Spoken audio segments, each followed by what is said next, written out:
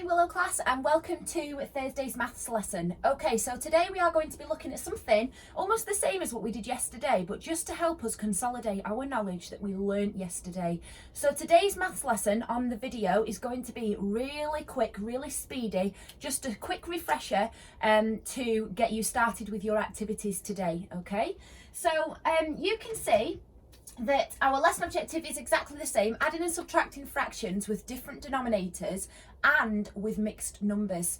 Now you can see that the first fraction, the first calculation, sorry, is a subtraction, and the denominators are actually the same, but that's where we look at the mixed numbers, and we didn't do this too much yesterday, we only did one example, and I just want to go through it again just to refresh your memory. So we've got the same denominators, and that means that we can do a simple subtraction calculation. However, the trouble arises when we've got 1/5, 2 wholes and 1/5, and then we've got 1 whole and 4/5. Now, really speedily, we could do our whole numbers, take those away, and then look at our fractions. But we know that we can't do 1/5 take away 4/5, okay, because we can't do it. So we therefore have to convert these to, what's it called, when we convert from a mixed number to, well done if you remembered, it's an improper fraction where the numerator is larger than the denominator, okay? So today, let's have a look at doing that. My denominator is still going to be fifths. Now if I've got 2 wholes that are each split into fifths, then I've got 5 and I've got another 5. So I've got 10 altogether, okay? So I've got 10 fifths, but then I've also got 1/5. So 10 fifths add 1/5. 10 add 1 is 11 fifths. Well done if you got that right.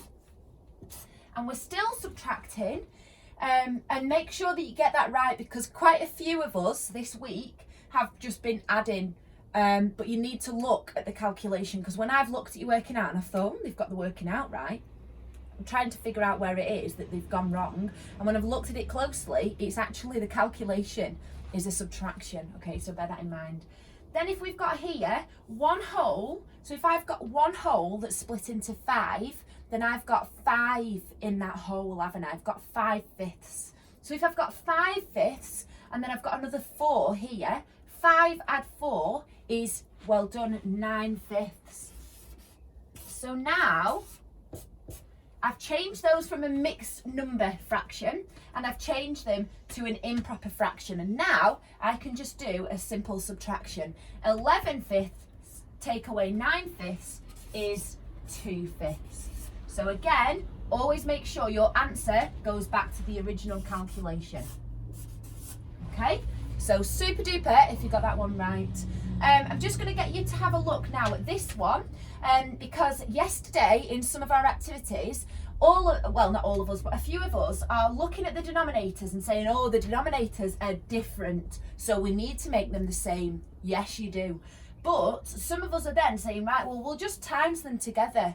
And you don't need to do that with all of them, because we know that 2 goes into 8. So save yourself a job and have your denominator as 8. Okay, so always look to see if you can have a denominator that's already there. That then means that this has just been times by 1. Okay, this 2 has been times by, well done, 4. So therefore 1 times 4 is 4. And now, really simply, I add my numerators. 7 eighths plus 4 eighths is 11 eighths.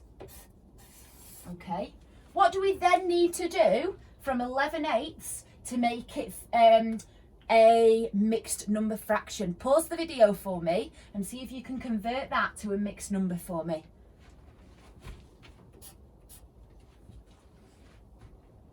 Okay, well done. So let's have a look at it together then.